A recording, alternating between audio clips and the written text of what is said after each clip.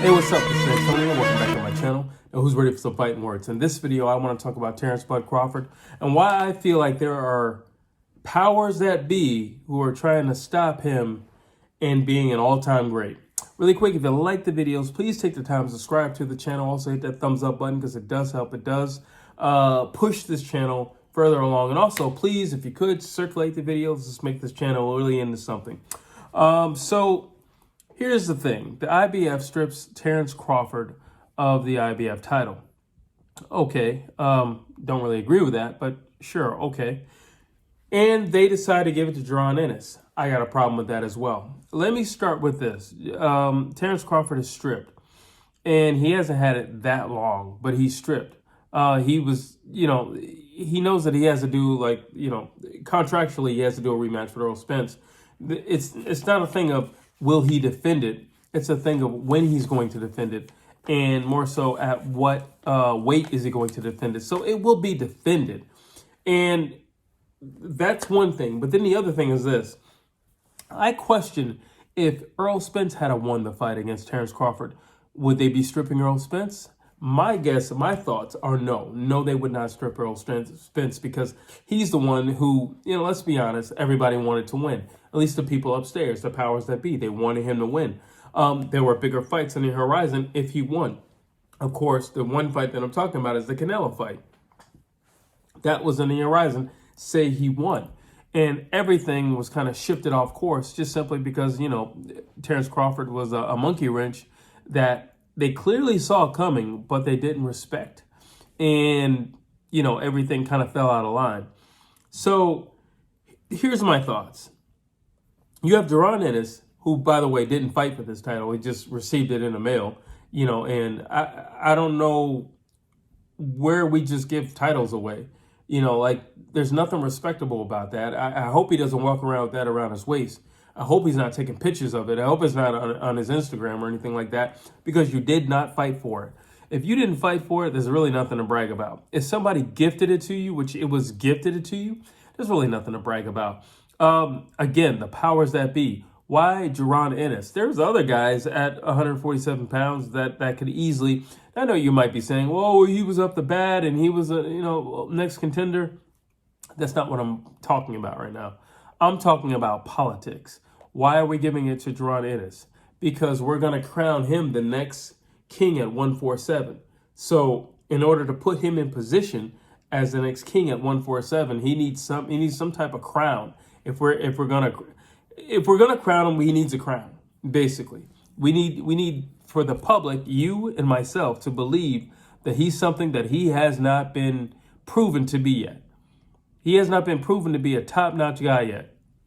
He has all the ingredients and the tangibles and the characteristics of somebody who can do something great in the sport of boxing, but have we seen it against top-notch opposition? No, we have not. We haven't seen Jaron Ennis in the ring with anybody that have posed a problem for him, that have really pushed him.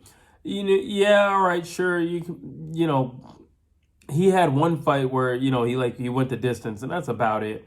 But quite frankly, I think when it comes to guys who fight like Jaron Ennis, you're kind of expected to be spectacular every time you step in the ring, and it's kind of like upping yourself. Well, I don't know. I did one backflip last time. I guess I have to do two backflips while throwing a left hook.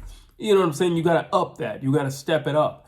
And I think he pushes himself in the ring to do that. But if Jaron Ennis actually fought as if the crowd weren't there, and he just went in there to beat his guy, however he just, wanted to beat him, but it wasn't to please the crowd, I think he would look great in every fight, especially with the opposition that he's been in the ring with, because they're not top-notch opposition. Let's just call it spade a spade.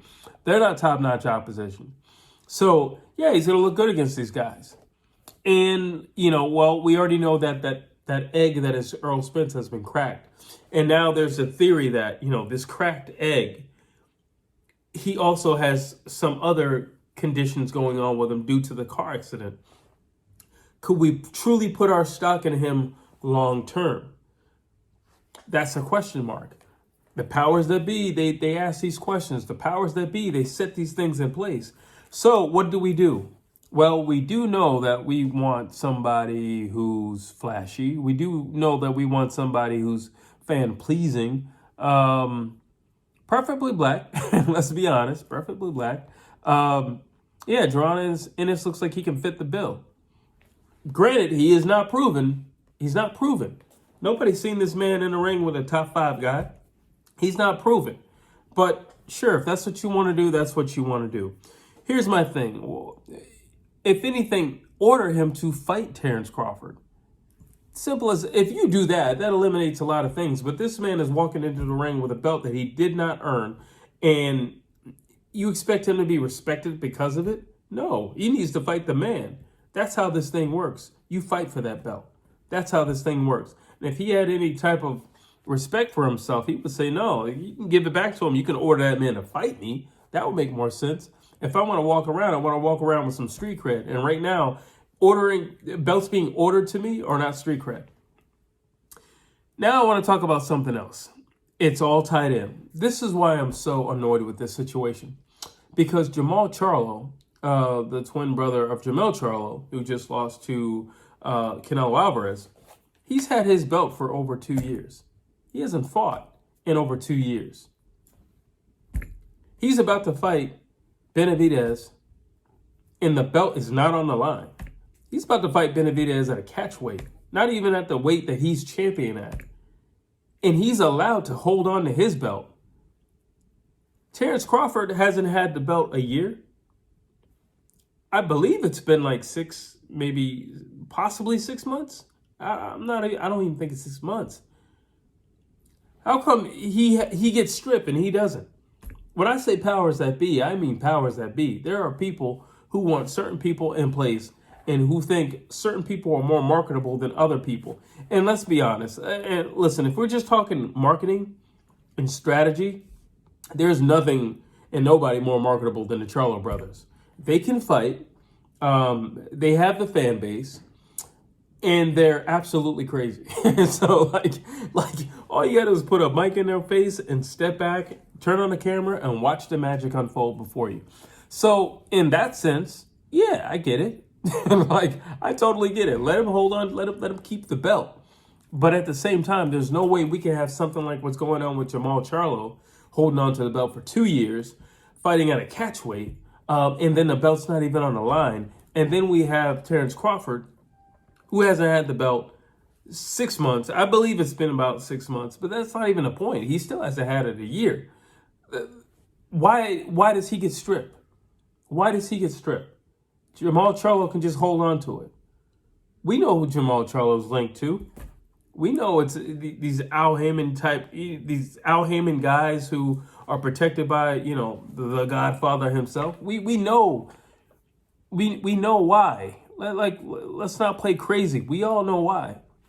He's tied to him, and he's got his blessing and his covering, so you can't touch him. Now, it's not just you can't touch him. You can't strip him of that belt. That's insane. This is insane.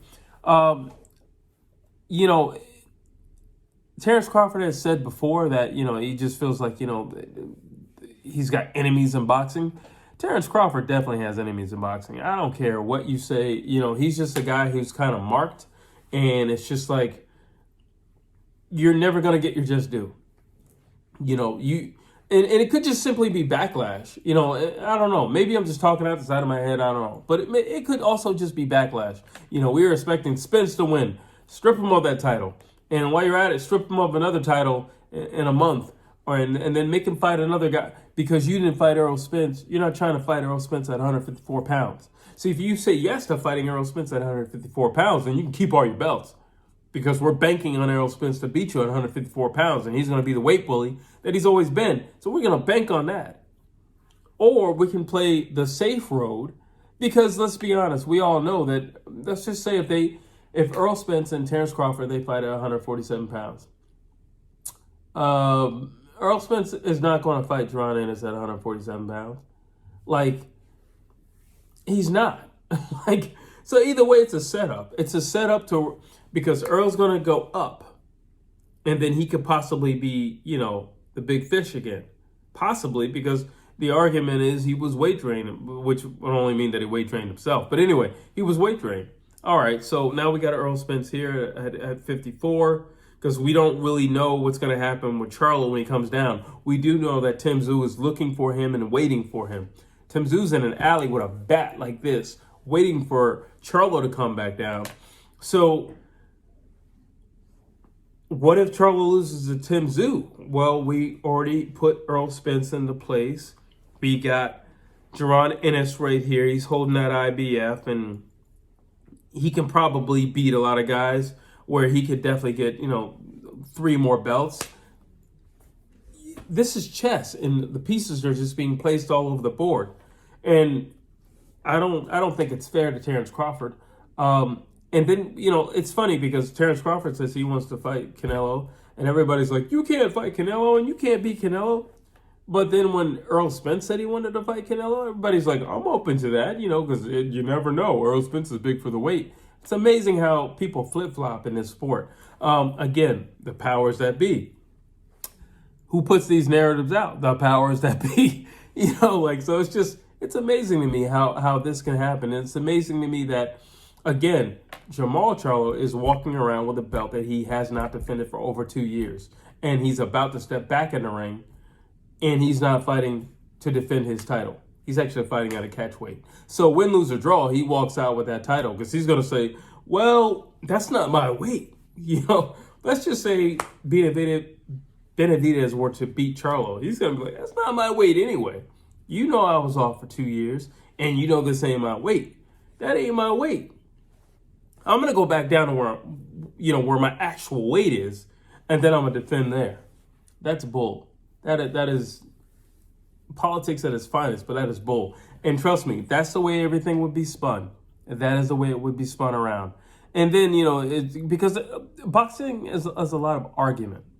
You know, we don't always want to deal with facts. It's just argument, argument, argument. Well, the argument is this. Terence Crawford should not get stripped. That's an argument. Jermell Charlo should get stripped. It shouldn't be an argument, but it's an argument. Why is Terence Crawford being stripped? Let's talk about that. Why is he being stripped? I don't think it's fair. I do understand there's politics, and I do understand there's marketing, and I understand that we need to set certain things into place. I understand that Terence Crawford is getting older, and we all, you know, he's probably not going to fight, you know, much longer. In I think he's like 36, 37. So, you know, he's getting up there in age, and especially in fight years, he's getting up there in age. We got to put some pieces on the board so that when he exits, we still have pieces on the board that we can shift and move and play with. And that's basically it. Overall, I'm not happy with this. I hope you're not happy with this. It's just not right. And if anybody needs to be stripped, his last name ends in Charlo. Like, if anybody needs to be stripped. This is not a last shout out to Jermell Charlo, but it just so happens he's the perfect example of the point that I'm trying to make. He needs to be stripped, not Terence Crawford. Tell me what you think. Tell me if you agree with me. Do you believe it is the powers that be, the people upstairs, the Al Haymans of the world? Or do you believe it's just boxing?